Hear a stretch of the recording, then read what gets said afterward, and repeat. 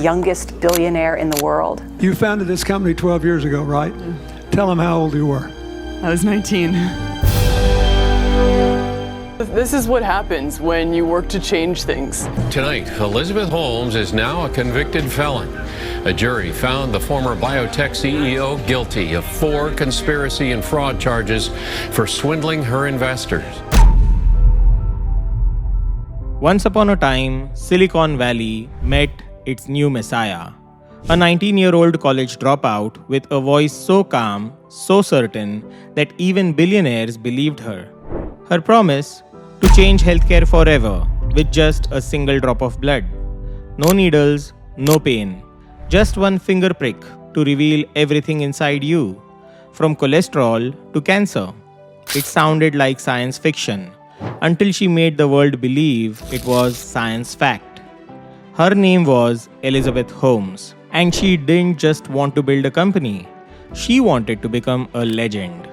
With her black turtleneck, piercing stare, and carefully crafted mystique, she wasn't selling a machine. She was selling a revolution. And for a moment, it worked. Stanford professors called her a prodigy. Investors poured in millions.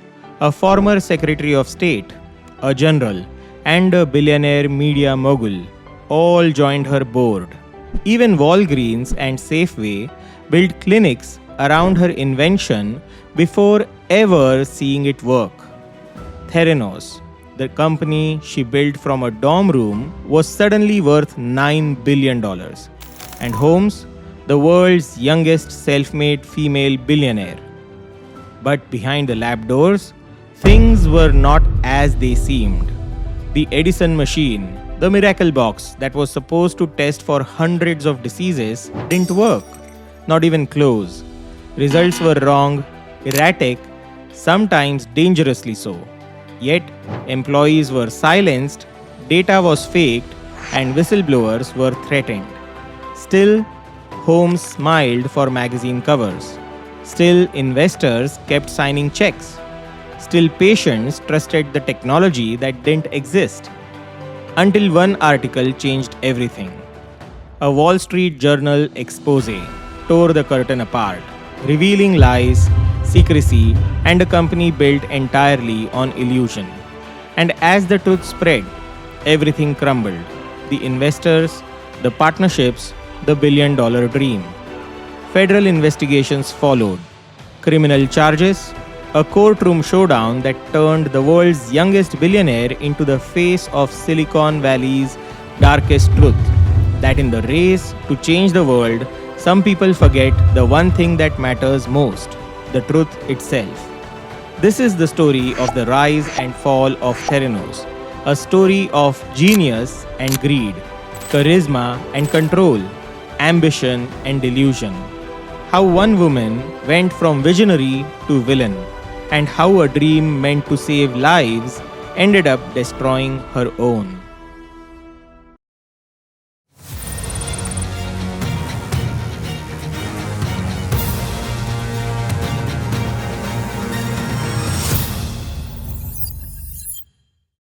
Elizabeth Holmes, born February 3rd, 1984, in Washington, D.C., wasn't an average child.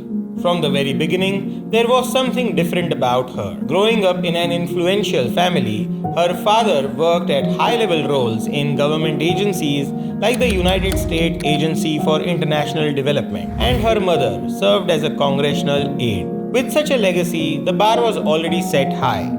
But Holmes, she wanted to aim even higher. She didn't just want to be successful, she wanted to be remembered. So what lit the spark?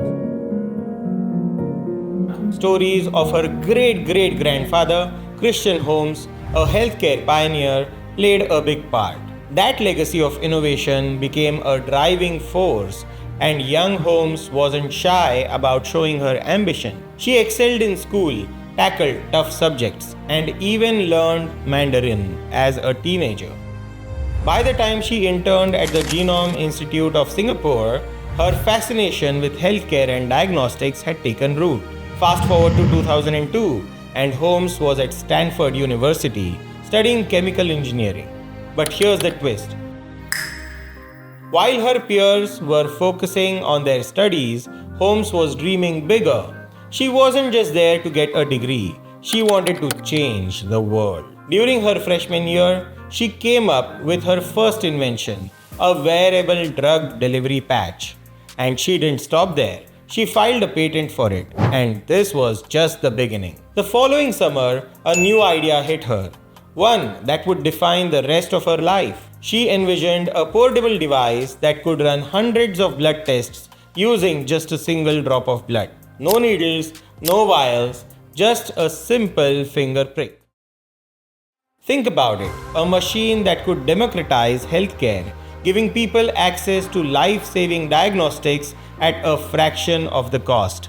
Sounds incredible, right? Driven by her fear of needles and her passion to transform healthcare, Holmes pitched the idea to her Stanford professor, Dr. Channing Robertson. And Robertson, he wasn't just impressed, he was hooked.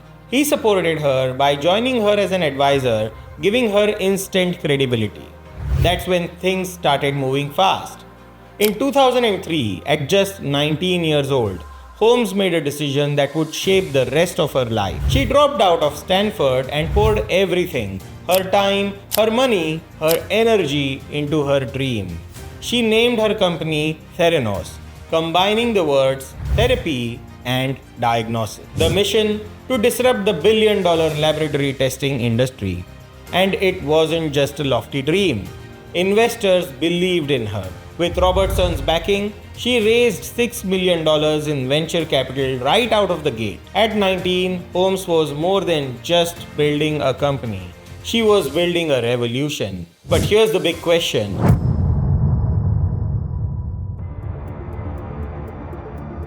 Was she ready for what came next? The stage was set and the world was watching.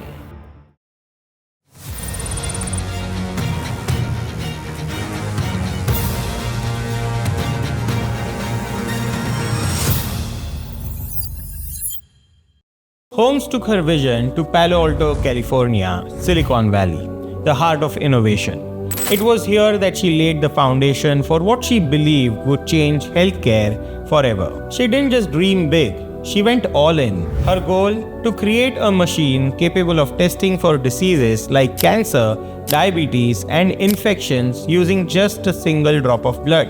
The device, later called the Edison, promised to make traditional blood tests obsolete, faster, cheaper, less invasive. It sounded like a revolution in the making. But here's the catch. The ambition was colossal, and the challenges even bigger. We've made it possible to run comprehensive laboratory tests from a tiny sample or a few drops of blood to eliminate the tubes and tubes of blood that traditionally have to be drawn from an arm and replaced it with the nanotainer. Miniaturizing complex blood testing processes was a scientific hurdle no one had cleared before. It wasn't only difficult, it was nearly impossible. Blood testing requires precision, calibration, and consistency. And for a device that small, every tiny error would snowball into a disaster. Yet Holmes was undeterred. Every failure was met with the same unwavering confidence. She convinced her team and the world that they were on the brink of something historic. Our results that he got from Theranos were not accurate, and it led to him having a heart attack. Based on what you know, is it possible that what he's saying is true? I'm not the lab director, and so... I know, but you're the CEO and founder of the company. I mean, this is as serious as it gets.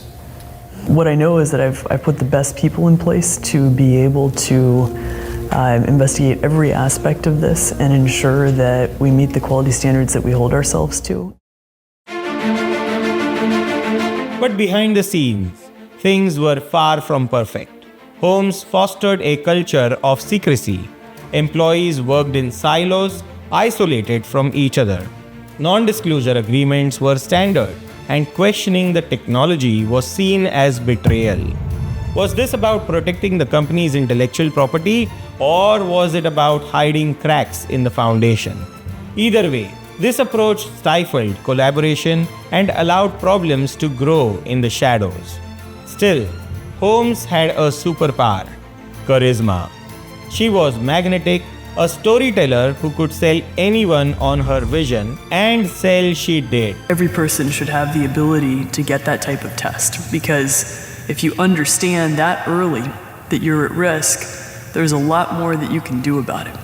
And we'd like to see a world in which every person gets access to this type of basic testing. She attracted some of the most influential names in America to Theranos' board of directors. Former Secretary of State George Shultz, diplomatic heavyweight Henry Kissinger, even General James Mattis. These were titans of industry, lending Theranos unparalleled credibility. By 2010, Theranos had raised a jaw-dropping $92 million. Investors couldn't get enough. They saw Holmes as the future, not just of healthcare, but of Silicon Valley itself. But here's the question that loomed quietly in the background. Could the Edison device really deliver on its promises, or was the vision outpacing the science?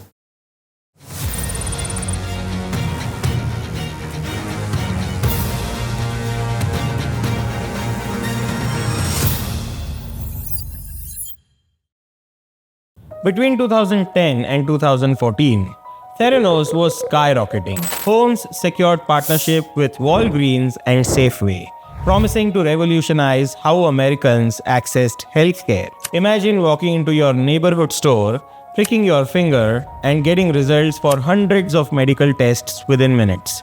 It sounded like the future, and the world bought into it. By 2014, Theranos was valued at an astonishing $9 billion. Holmes herself, the youngest self-made billionaire in the world, worth $4.5 billion. Her deceit fooled many wealthy investors and not only made her the darling of Silicon Valley, but also a billionaire. Her innovation has fueled anticipation in the healthcare industry and made Holmes the world's youngest female self-made billionaire. Her black turtleneck, intense stare, and bold vision became her trademarks. The comparisons to Steve Jobs weren't accidental. Holmes cultivated that image. She wasn't just a CEO, she was a phenomenon. And the media couldn't get enough of her. Covers of Fortune, Forbes, Glamour, panels with global leaders like Bill Clinton. Holmes was everywhere, hailed as the savior of healthcare. Every article, every interview, every conference appearance added fuel to Theranos' meteoric rise. But here's the catch. While the world was singing her praises, the Edison device, the heart of Theranos' promise, wasn't working. Internal tests showed glaring inaccuracies. Patients' lives could have been at risk, yet the public didn't know. Why? Because Holmes and her COO, Sunny Balwani, doubled down on the narrative. They insisted the technology was revolutionary even as the science said otherwise. And let's talk about Balwani for a second. He wasn't just the COO, he was also Holmes' secret romantic partner. He had poured in $13 million of his own money into the company. But here's the shocking part. He had no medical or scientific background. None. Yet, he ran the company with an iron fist. Dissent not tolerated. Concerns silenced. Employees who dared to question the technology fired. Threatened with lawsuit. Imagine working in that environment where fear, not innovation, ruled the day. The hype machine kept rolling. But behind the scenes, cracks were forming. And the question was no longer just how high will Theranos go? It was how long before it all comes crashing down.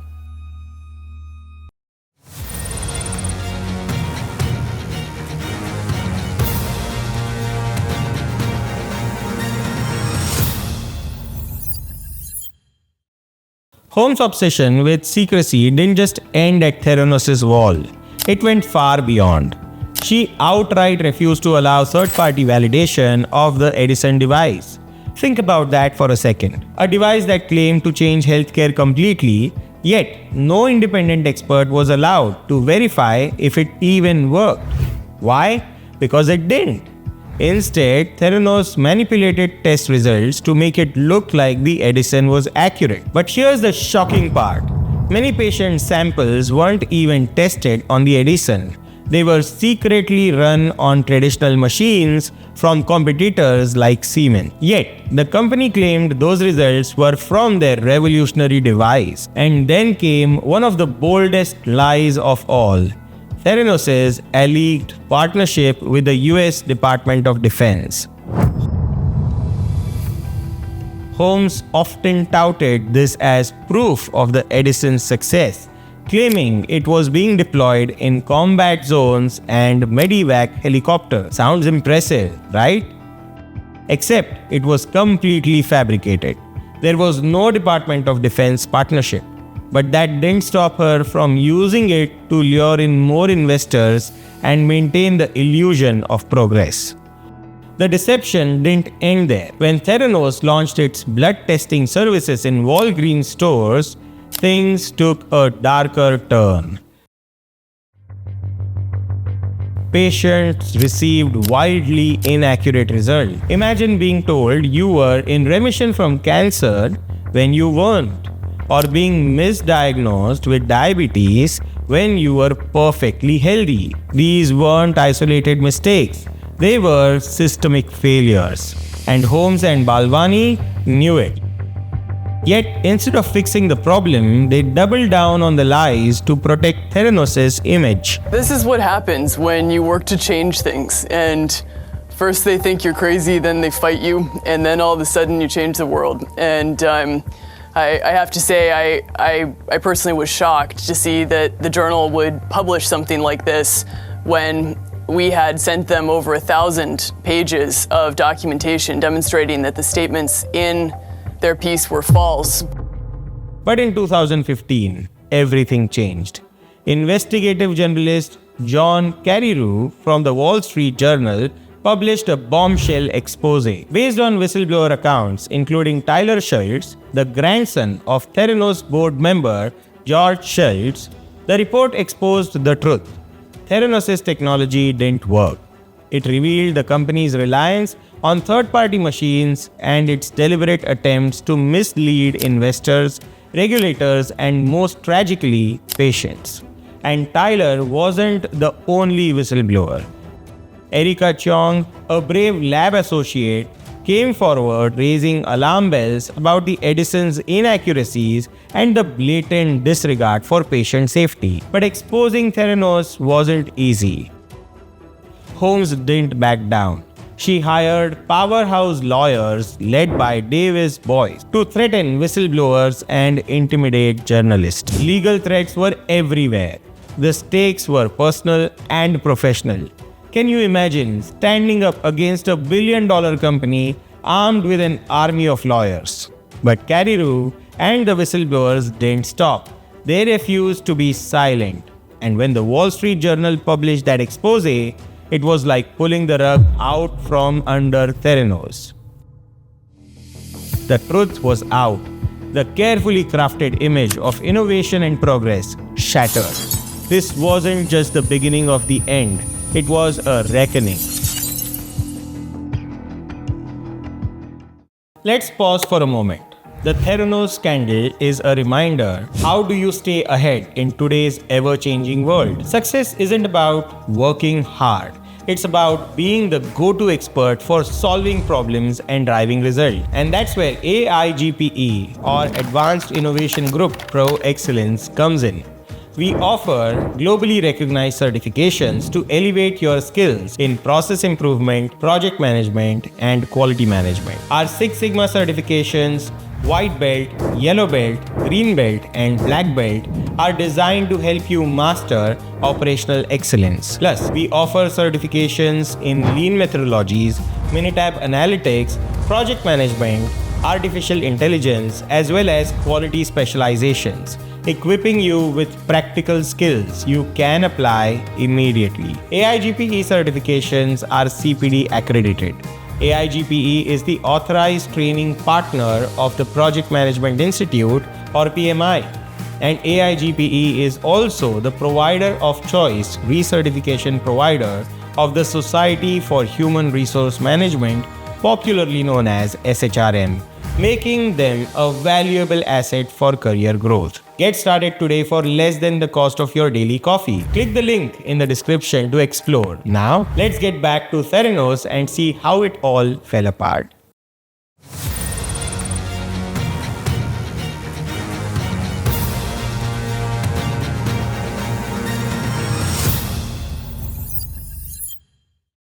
The fallout from John Carreyrou's expose was immediate and devastating. Federal regulators swooped in, launching investigations that uncovered a horrifying truth. Theranos' practices were far more than just unethical. They were dangerous. The Centers for Medicare and Medicaid Services, or CMS, inspected Theranos' labs and found conditions so bad they declared them an immediate jeopardy to patient safety. Think about that. This wasn't just about flawed technology, it was about lives at risk. By 2016, CMS had enough. They revoked Theranos' license to operate a lab and banned Holmes from running or owning a clinical laboratory for 2 years. For a company built on the promise of groundbreaking diagnostics, this was a death blow. But the fallout didn't stop there. Walgreens and Safeway, two of Theranos' biggest partners, cut ties with the company. Walgreens, which had invested $140 million, had placed its trust in Holmes, even as internal emails revealed doubts about the Edison device's reliability. Yet, they moved forward, swayed by Holmes' assurances. Eventually, those doubts became undeniable. Walgreens terminated its partnership and sued Theranos, settling under $30 million. Safeway followed, leaving behind millions in losses. These partnerships, once seen as proof of Theranos' legitimacy, now marked the beginning of its unraveling. Then came the investors, big names like Rupert Murdoch and the Walton family, who poured staggering amounts into Theranos. The Walton family invested a massive $150 million, while Rupert Murdoch himself put in $125 million, believing in the promise of the technology. They weren't just angry, they felt betrayed.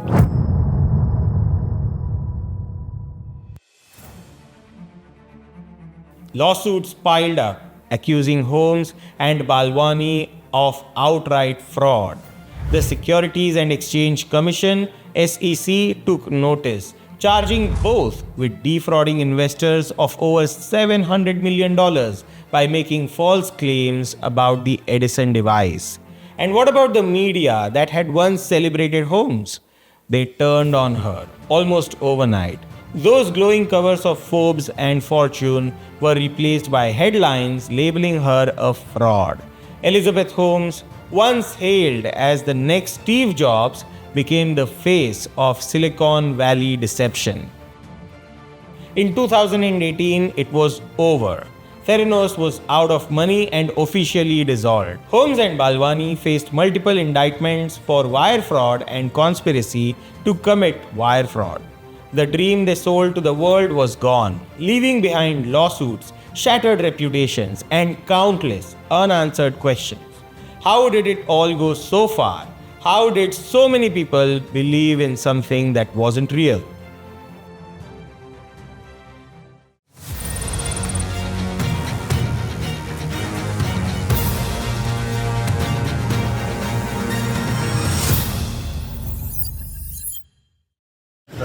In the high-profile trial of Theranos founder Elizabeth Holmes, prosecutors have been trying to prove that Holmes intentionally defrauded patients and investors by making false claims about her company's blood testing technology.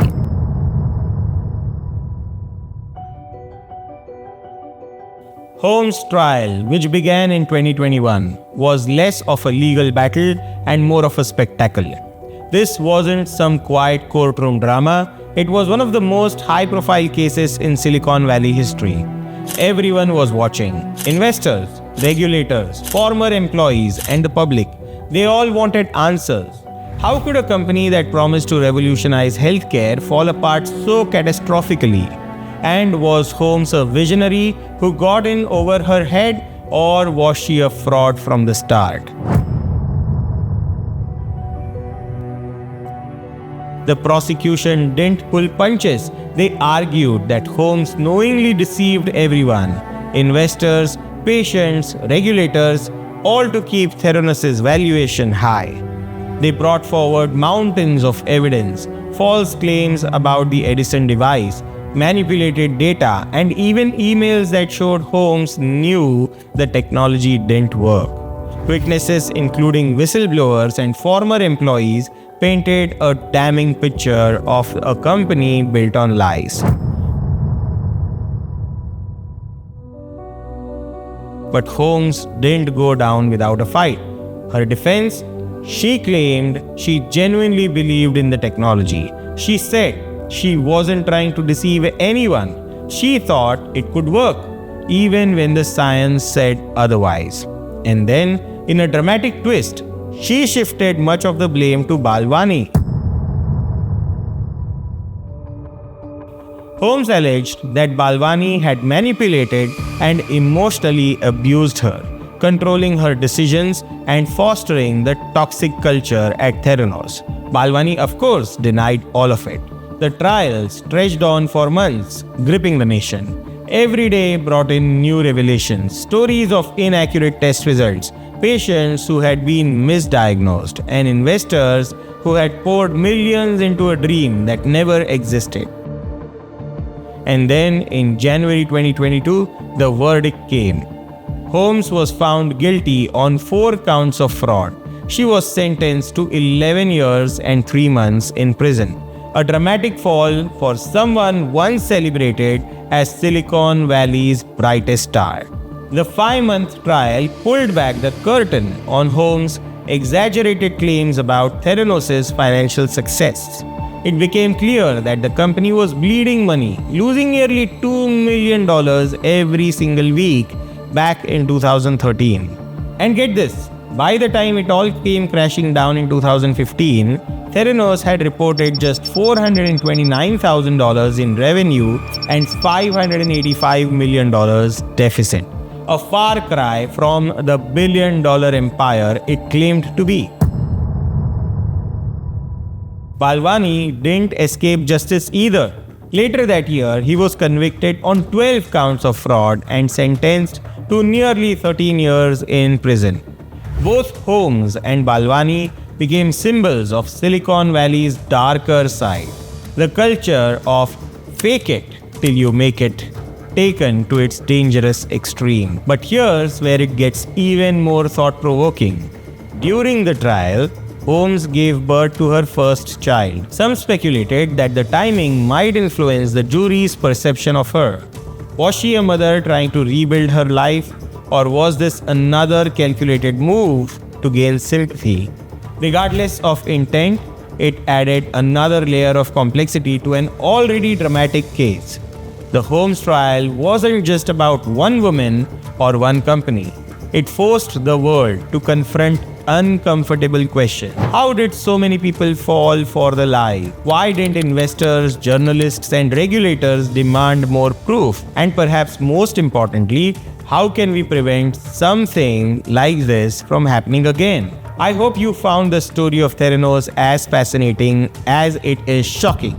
But the drama doesn't stop here. If you're ready for another explosive business story, check out this video right over there. I'll meet you there in just a second.